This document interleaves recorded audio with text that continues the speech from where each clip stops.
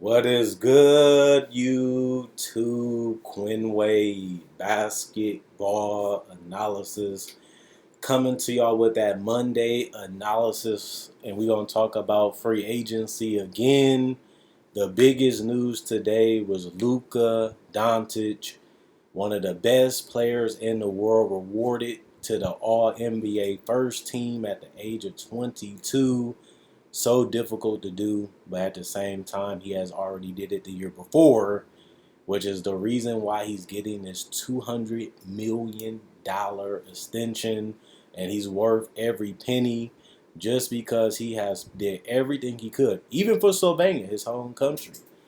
He got them and the ability to get a medal. Fell short, barely, but they lost and didn't get it. But Luka is just one of the best players in the world. It's fun always watching him play. I was happy that he was eligible for an extension. I felt like he was the number one pick in that draft, and he's proven it so far that he is the best player in that draft, and he's showing that he should have went number one just because he has been dominant for a couple years now, and he hasn't took that next level, dominant level in the regular season. I thought he will be MVP this year, but he wasn't really even close as the season kept going on. But I feel like the Mavericks still made progress, going to a top 5 seed. Obviously, on top of that, forcing a game 7 against the Clippers and getting the best out of Kawhi. Kawhi Leonard had to really dig deep down inside to put this team out, and it shows you how dangerous this Dallas Mavericks team can be, and that's why you lock them up. If you have a chance to lock up a generational player, a guy that can be the face of the league, a guy that can be the best player in the league, and I still feel like he's not there yet.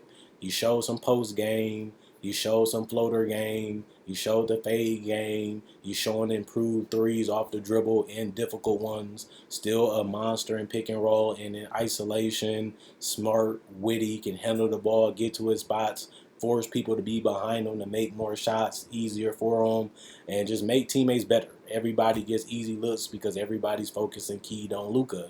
The problem is, what is it going to take to get Luka to get that ship? Because as great as he has been, he hasn't even been out of the first round, which some of his contemporaries have already done, like DeAndre Ayton and Trae Young, and I can go on. And that's the problem with him now. How can you get over the hump and bring a championship back to Dallas? Something that took Dirk several failures and attempts to do.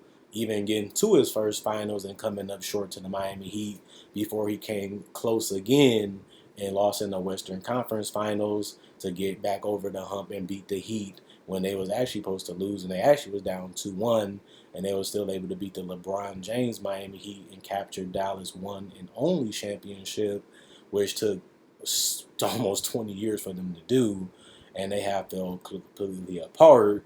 And drafting Luka has automatically put them back into play-in lock basically every single year if he's healthy. That's how great he has been.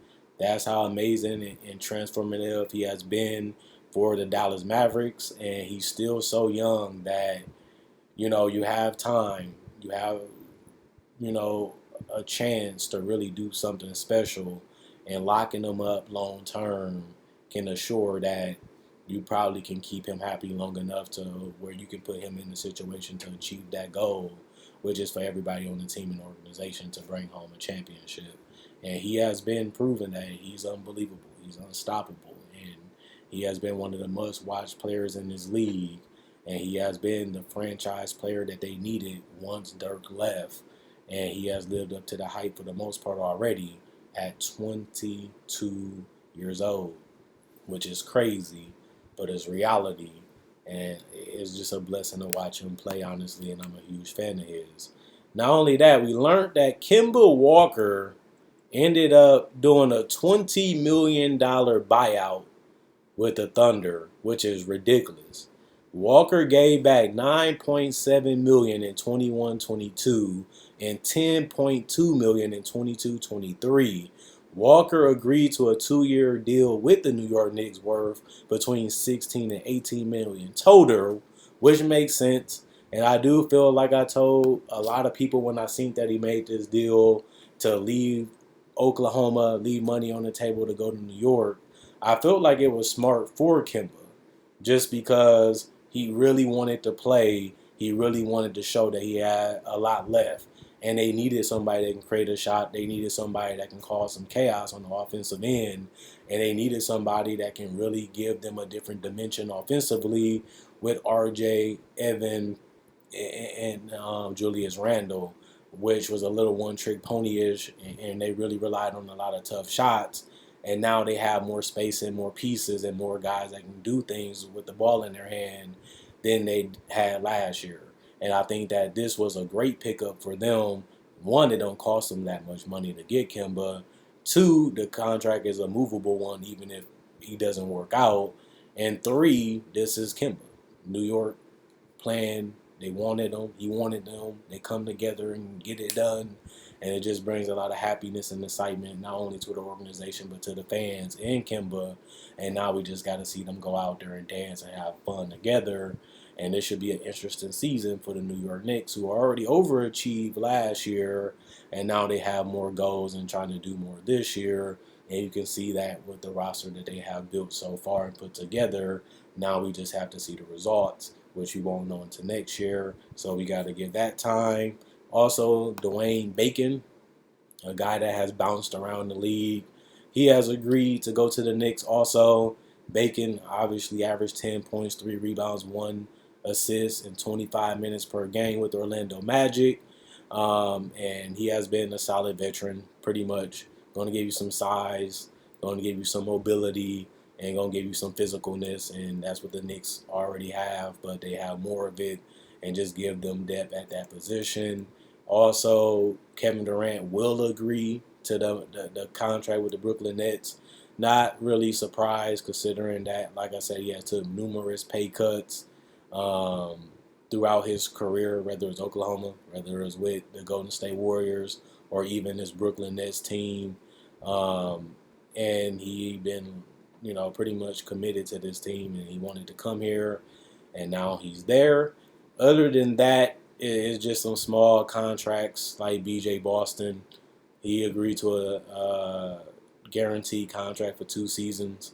The Wizards hire Joseph Blair as front a bench assistant coach, which is hilarious. The Kings have shown interest in Pascal and Ben Simmons. We just don't know what they're willing to give up to get those guys. But it gives them defense, which they're lacking, especially in the front court, and those guys will answer that, along with the Mitchell that they drafted. That give them some two-way play that they haven't even had close to having the last couple of years, and they probably can answer that with that trade, either or. The Sixers also signed Aaron Henry, Rajon Tucker to two-way contracts. The Raptors signed David Johnson to a two-way contract. Rockets guarantee contract of Jayshawn Tate, which was one of the one of the rookie team players for the Rockets. Really didn't know what he was going to bring to the table to a lot of guys. He showed that he can be a solid complementary player, rotation player in the league, and he had got a guaranteed contract for his play as a rookie. Brantley was signed a qualified offer with the Jazz. Mike Conley has $14 million of $24 million guaranteed in the 23-24, which can change as the season go on. And the Pelicans is interested in a Lauri Markkanen sign and trade with Bulls seeking first rounder. So Lauri Markkanen still hasn't found a home. Has had multiple teams that's been interested, but nothing has really came close to happening. And Spencer Dinwiddie contract been revealed a little bit more. $10 million partial guaranteed in year 3 of the contract, which makes sense to me for that type of deal. And they're already taking a flyer on him basically because we don't really know what he's going to do coming off the injury that he had, and it's going to take him a little bit of a while. Jericho also was signed a two-way deal with the Knicks, was productive, and they really want to bring him back to see if they can get a little bit more out of him and turn him into a rotation player that can play real minutes for a long time, and also have the ability to resign him if they like him even more. So that contract makes sense. Other than that, the Spurs also complete the Dub McDermott trade. It ended up being a 3-deal trade, and that's really about it to wrap it up. So we're still waiting for a couple people. Still waiting for the details of the Kawhi Leonard contract. Will it be 1+1, 1+ whatever, 3 year, 4 year, take a pay cut? Whatever he does is his time to figure it out with that organization. He wanted to be there. He got there. They changed everything around him, and now he just has to go, finish off what he basically started by going there from the beginning. And now that he's with the Clippers, we'll see if he can, raise a banner. They got to the conference finals, which was better than what they did the prior year. And now they're trying to get over that hump and get to the finals and possibly win the championship. But it's going to come with a little bit of flash, obviously, because he's not going to play majority of this year because of the surgery. But they still should be in the playoff race, and we're just going to find out whenever he comes back what he's going to be and what they're going to expect. So he's in a tough situation. So is the Clippers, as they think that this is a guy. He has proven that he has been one of the best players in the league every single year, even if he's not playing majority of the season, and has been one of the most dominant players in playoff history. And he's only 30, so even if you give him a 5-year contract, 4-year contract, basically, he will still be good enough. We see a lot of the best players still playing at an all-star level or elite player level at that type of age, and he's a workhorse, so I feel like he'll be able to get through the injury. It's just about the negotiation, the numbers, the years, and let them figure that out. And that's all I really got to say about that. Other than that, I missed Sunday. Sorry for that, but I gave y'all something for Monday. Hopefully I got something for y'all Tuesday. Quinn Wade, basketball analysis. I'm done.